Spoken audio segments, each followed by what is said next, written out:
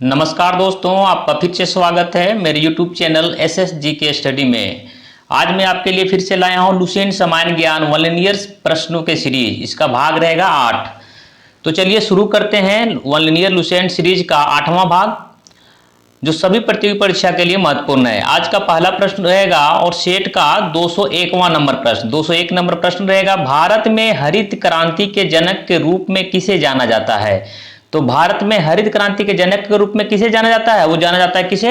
MS Swaminathan को। याद रखिएगा, हरित क्रांति के जनक के रूप में किसे जाना जाता है? MS स्वामीनाथन को जाना जाता है। श्वेत क्रांति के पूछा जाए तो श्वेत क्रांति का जनक कौन है? वर्गीज कुरियन। श्वेत क्रांति का जनक किसे माना जाता है?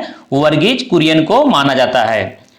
202 नंबर प्रश्न रहेगा, जब राष्ट्रपति उपराष्ट्रपति दोनों का पद रिक्त हो तो भारत के राष्ट्रपति के रूप में कार्य कौन करता है? देखिए, बहुत ही इंपॉर्टेंट प्रश्न है, इसको ध्यान से रखिएगा। जब राष्ट्रपति और उपराष्ट्रपति दोनों का पद रिक्त हो तो भारत के राष्ट्रपति के रूप में कौन कार्य करेंगे? तो जब राष्ट्रपति और उपराष्ट्रपति दोनों का पद रिक्त हो तो भारत के राष्ट्रपति के रूप में कौन करेंगे? भारत के मुख्य न्यायाधीश को भारत के राष्ट्रपति के रूप में कार्य करेंगे। इसलिए याद रखिएगा, बहुत ही इंपॉर्टेंट प्रश्न रह जाएगा। एक बार फिर से इसको जान लेते हैं। जब राष्ट्रपति उपराष्ट्रपति दोनों का पद रिक्त हो तो भारत के राष्ट्रपति के रूप में कौन कार्य करते हैं? तो वो करते हैं कौन? भारत के मुख्य न्यायाधीश। नेक्स्ट प्रश्न रहेगा, भारत का रुपये का अब तक कितने बार अवमूल्यन हो चुका है? भारतीय रुपये का अब तक कितने बार अवमूल्यन हो चुका है? तो भारतीय रुपये का अभी तक अवमूल्यन कितने बार हुआ है? 3 बार हुआ है। पहला अवमूल्यन हुआ था कब? 1949 को। पहली बार जो अवमूल्यन हुआ था रुपये का 1949 को, 1966 को, फिर तीसरा हुआ था कब? 1991। याद रखिएगा, 1991। अगला नेक्स्ट प्रश्न है, मंगोलिया की राजधानी कहाँ है? तो मंगोलिया की राजधानी कहाँ पे है? उलान बटोर। याद रखिएगा, मंगोलिया की राजधानी उलान बटोर। नेक्स्ट प्रश्न है, पल्लवों की राजधानी कहाँ थी? पल्लवों की राजधानी कहाँ थी? कांचीपुरम में थी। याद रखिएगा, पल्लवों की राजधानी कांचीपुरम थी। पल्लव वंश के संस्थापक कौन थे? सिंह विष्णु। याद रखिए, पल्लव वंश के संस्थापक थे कौन? सिंह विष्णु। सिंह विष्णु जो थे पल्लव वंश के संस्थापक थे। 206 नंबर प्रश्न है, पिच ब्लेंड किसका अयस्क है? पिच ब्लेंड किसका अयस्क है? यूरेनियम का। याद रखिएगा, पिच ब्लेंड जो अयस्क है यूरेनियम का। 207 नंबर प्रश्न है, विद्युत रेलवे की शुरुआत कब हुई थी? प्रथम विद्युत रेलवे की शुरुआत कब हुई थी? 1925 ईस्वी में। याद रखिएगा, प्रथम विद्युत रेलवे की शुरुआत जो हुई थी 1925 ईस्वी में हुई थी। यदि पूछा जाए भारत में रेलवे की शुरुआत कब हुई है तो हुई थी 16 अप्रैल 1853 ईस्वी को। कब हुआ था? 16 अप्रैल 1853 ईस्वी को क्या हुआ था? भारत में रेलवे की शुरुआत हुआ था। किसके शासनकाल में? याद रखिएगा, लॉर्ड डलहौजी के शासनकाल में। लॉर्ड डलहौजी के शासनकाल में ही भारत में रेलवे की शुरुआत हुई थी। मुंबई से थाने के बीच में पहली सवारी गाड़ी चलाया गया था। नेक्स्ट प्रश्न रहेगा, ओजोन परत की मोटाई मापने वाली इकाई क्या है? तो ओजोन परत को जो मापने वाली मोटाई मापी जाती है वो किसमें होती है? डॉप्सन इकाई में। याद रखिएगा, ओजोन परत को जो मापा जाता है डॉप्सन इकाई में मापा जाता है। ओजोन का जो फॉर्मूला होता है क्या होता है? ओजोन होता है O3। याद रखिएगा, ओजोन का जो फॉर्मूला होता है क्या होता है? O3। नेक्स्ट प्रश्न रहेगा, हिडकल परियोजना किस नदी पर है? तो याद रखिएगा, हिडकल परियोजना का संबंध जो है घाट परवा नदी पर है। हिडकल परियोजना किस नदी पर है? घाट परवा नदी। नेक्स्ट प्रश्न रहेगा, मनुष्य के शरीर में छोटा ग्रंथि कौन सा है? मनुष्य के शरीर में सबसे छोटा ग्रंथि कौन सा है? तो याद रखिएगा, पीयूष ग्रंथि। इसी को क्या कहते हैं? प्यूटरी ग्रंथि कहा जाता है। क्या कहता है? प्यूटरी ग्रंथि को मास्टर ग्रंथि भी कहा जाता है। याद रखिएगा, प्यूटरी ग्रंथि को मास्टर ग्लैंड भी कहा जाता है। यदि सबसे बड़ी ग्रंथि की बात किया जाए कौन सा ग्रंथि हो जाएगा? यकृत हो जाएगा। सबसे बड़ी ग्रंथि कौन सा हो जाएगा? यकृत हो जाएगा। यदि कोशिका की बात किया जाए तो सबसे बड़ी कोशिका तंत्रिका तंत्र की कोशिका हो जाएगा। नेक्स्ट प्रश्न रहेगा, 202 रुपये का सिक्का भारत में पहली बार किसके शासन? रुपये का सिक्का जो है भारत में पहली बार किसके शासनकाल में चलाया गया? तो याद रखिएगा, शेरशाह सूरी के शासनकाल में रुपये के सिक्का को पहली बार चलाया गया था। 212 नंबर प्रश्न है, तमसो मां ज्योतिर्गमय कहां से ली गई है? तमसो मां ज्योतिर्गमय कहां से लिया गया है? ऋग्वेद से लिया गया है। कहां से लिया गया है? ऋग्वेद से लिया गया है। याद रखिएगा, इसमें और पूछा जाए गायत्री मंत्र का कहां से लिया गया है? तो गायत्री मंत्र भी ऋग्वेद के तीसरे मंडल से लिया गया है। कहां से लिया गया है? ऋग्वेद के तीसरे मंडल में। ऋग्वेद में कितने मंडल हैं? 10 मंडल हैं। ऋग्वेद में 10 मंडल, 1028 सूक्त और 10,462 ऋचाएं हैं। कितने ऋचाएं हैं? 10,462 ऋचाएं। नेक्स्ट प्रश्न है, कांसा का मिश्र धातु है। कांसा किसका मिश्र धातु है? तांबा प्लस टीन का मिश्र धातु कांसा है। कांसा किसका किसका मिश्रण है? तांबा प्लस टीन का। पूछता है कि पीतल किसका मिश्र धातु है। कभी पूछता है कि पीतल किसका है, तो पीतल हो जाएगा तांबा प्लस जिंक। क्या हो जाएगा? तांबा प्लस जिंक जो है ये किसका आ जाएगा? तांबा प्लस जिंक हो जाएगा पीतल का। पीतल का इसका मिश्रण है तांबा प्लस जिंक का। नेक्स्ट प्रश्न रहेगा, चुंबकीय फ्लक्स का मात्रक क्या है? चुंबकीय फ्लक्स का मात्रक क्या है? चुंबकीय फ्लक्स का मात्रक वेबर होता है। ठीक है, चुंबकीय फ्लक्स का मात्रक वेबर है। नेक्स्ट प्रश्न है, पोलियो के टीके की खोज किसने किया था? तो पोलियो के टीके का खोज किया था जॉन साल्क ने। किसने किया था? जॉन साल्क ने। नेक्स्ट प्रश्न है, आंसू किस ग्रंथि से स्रावित होता है? तो याद रखिए, आंसू का स्रावन जो होता है लैक्रिमल ग्रंथि। कहां से होता है आंसू का स्रावन? लैक्रिमल ग्रंथि से होता है। नेक्स्ट प्रश्न रहेगा, अकबर का राजस्व मंत्री कौन था? तो अकबर का राजस्व मंत्री कौन था? टोडरमल। याद रखिए, अकबर का राजस्व मंत्री कौन था? टोडरमल। 218 नंबर प्रश्न है, भारत की सबसे लंबी नदी कौन सी है? तो भारत की जो सबसे लंबी नदी है कौन सी नदी है? गंगा। भारत की जो सबसे लंबी नदी की बात किया जाए तो वो गंगा हो जाएगा। और विश्व की सबसे बड़ी नदी कहा जाए तो कौन सा हो जाएगा? नील नदी। विश्व की सबसे बड़ी नदी कौन सी है? नील नदी। और यदि पूछा जाए कि विश्व की सबसे बड़ी नदी अफवाह की दृष्टिकोण से, कहां से? अफवाह के दृष्टिकोण से सबसे बड़ी नदी बोला जाए तो अमेजन नदी हो जाएगा। कौन नदी हो जाएगा? अमेजन नदी। और भारत के सबसे बड़ी नदी पूछा चौड़ाई की दृष्टिकोण से तो कौन हो जाएगा? ब्रह्मपुत्र होगा। कौन सा हो जाएगा? ब्रह्मपुत्र चौड़ाई की नदी से हो जाएगा। और लंबी नदी पूछा तो क्या हो जाएगा? गंगा। 219 नंबर प्रश्न रहेगा, अंतरिक्ष में प्रवेश करने वाली पहली महिला कौन थी? तो हो जाएगा वेलेंटिना तेरेस्कोवा। वेलेंटिना तेरेस्कोवा जो अंतरिक्ष में प्रवेश करने वाली पहली महिला थी। यदि पूछा जाए अंतरिक्ष में प्रवेश करने वाले पहले भारतीय कौन थे? पहले भारतीय पुरुष की बात करें कौन हो जाएगा? अंतरिक्ष में जाने वाला पहला भारतीय यूरी गागरिन। कौन थे? Yuri Gagarin. याद रखिएगा, यूरी गागरिन पुरुष में सबसे पहले पहुंचे थे। कौन थे? Yuri Gagarin. और महिला में वेलेंटिना तेरेस्कोवा। 220 नंबर प्रश्न है, फुटबॉल का ब्लैक पर्ल किसे कहा जाता है? तो किसे कहा जाता है? पेले को कहा जाता है। याद रखिएगा, फुटबॉल का ब्लैक पर्ल जो कहा जाता है किसको कहा जाता है? पेले को कहा जाता है।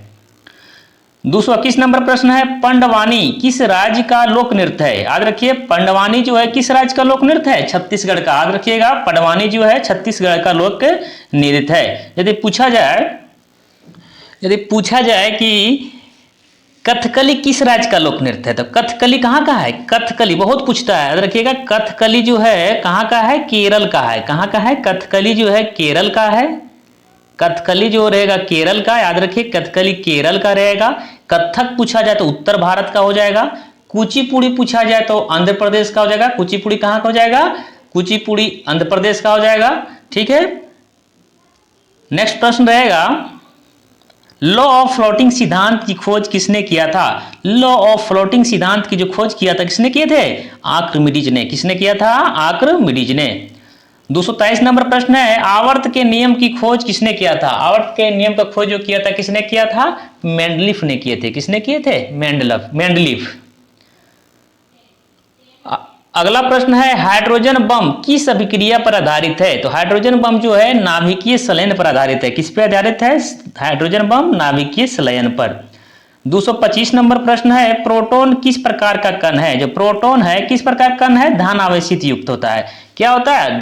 प्रोटॉन पे किसका होता है? धन आवेश होता है। प्रोटॉन की खोज किसने किया था? आज रखिए, रदरफोर्ड ने किया था। किसने किया था प्रोटॉन की खोज? रदरफोर्ड।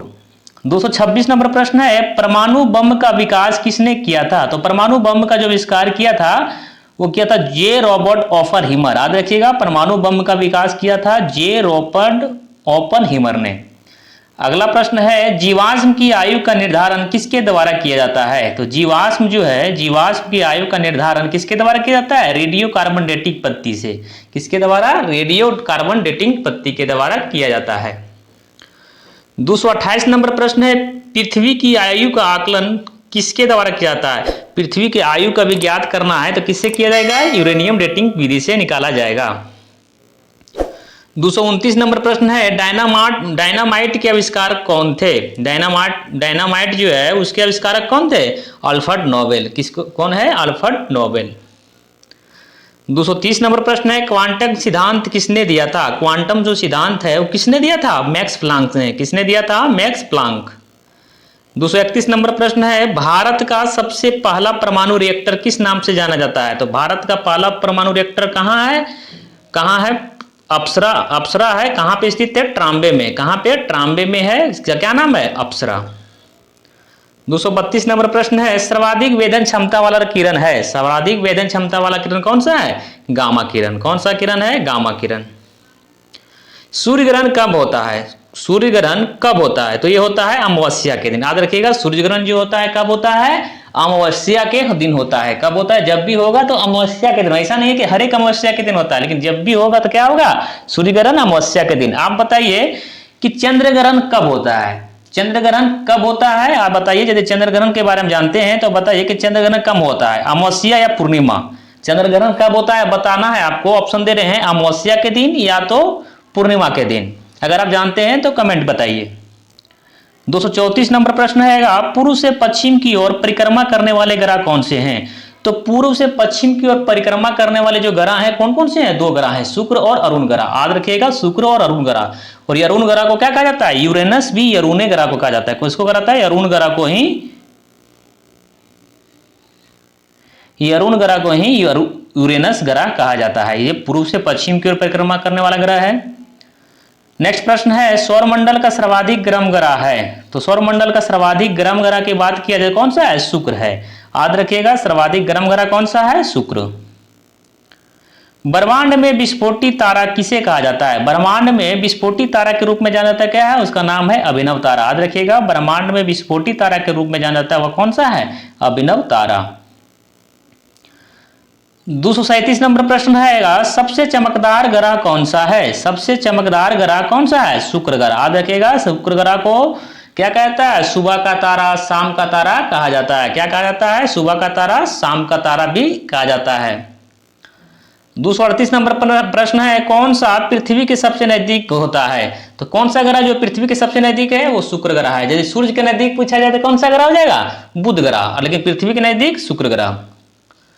239 नंबर प्रश्न रहेगा पृथ्वी के चारों ओर गैसों के समूह को क्या कहते हैं? वायुमंडल कहते हैं। क्या कहते हैं? वायुमंडल। याद रखिएगा पृथ्वी के चारों ओर गैसों के समूह को क्या कहा जाता है? वायुमंडल कहा जाता है। 240 नंबर प्रश्न है वह ग्रह जहां सूर्य पश्चिम में उगता है। तो बताइए वह कौन सा ग्रह है?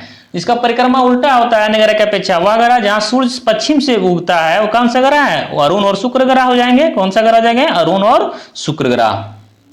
241 नंबर प्रश्न है उत्तरी गोलार्ध में सबसे बड़ा दिन कब होता है? उत्तरी गोलार्ध में सबसे बड़ा दिन कब होता है? तो उत्तरी गोलार्ध में सबसे बड़ा दिन जो होता है कब होता है? 21 जून को। याद रखिएगा उत्तरी गोलार्ध में सबसे बड़ा दिन 21 जून को होता है। 42 नंबर प्रश्न है शाम का तारा किस ग्रह को कहता है? तो शाम का तारा किसको कहता है? शुक्र ग्रह को। याद रखिए शाम का तारा, भोर का तारा शुक्र ग्रह को। गांधी जी के राजनीतिक गुरु कौन थे? तो गांधी जी के राजनीतिक गुरु कौन थे? गोपाल कृष्ण गोखले। और गोपाल कृष्ण गोखले के राजनीतिक गुरु एमजी रानाडे। कौन? एमजी रानाडे।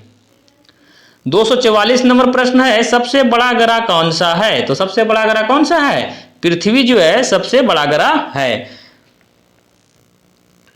45 नंबर प्रश्न है सूर्य के सबसे नजदीक ग्रह कौन सा है? बुध ग्रह है। सूर्य के सबसे नजदीक ग्रह बुध है। पृथ्वी के नजदीक ग्रह शुक्र।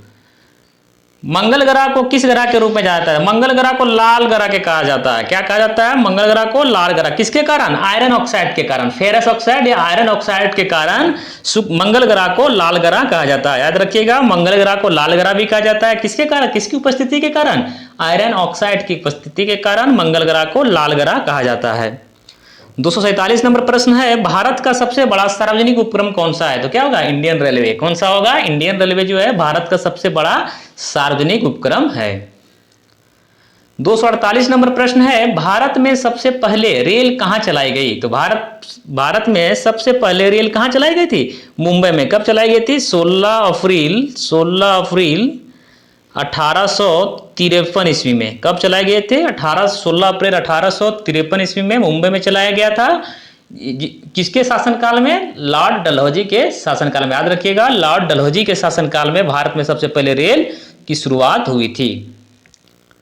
249 नंबर प्रश्न है विश्व में सर्वप्रथम कब और कहां रेल चलाई गई? तो विश्व में जो सर्वप्रथम रेल जो चलाई गई थी 1825 ईस्वी में। कब चलाई गई थी? 1825 ईस्वी में। कहाँ पे? इंग्लैंड में। याद रखिएगा, विश्व में जो सर्वप्रथम रेल चली थी वो 1825 में चली थी। और कहाँ? इंग्लैंड में। याद रखिएगा, इंग्लैंड में 1825 में।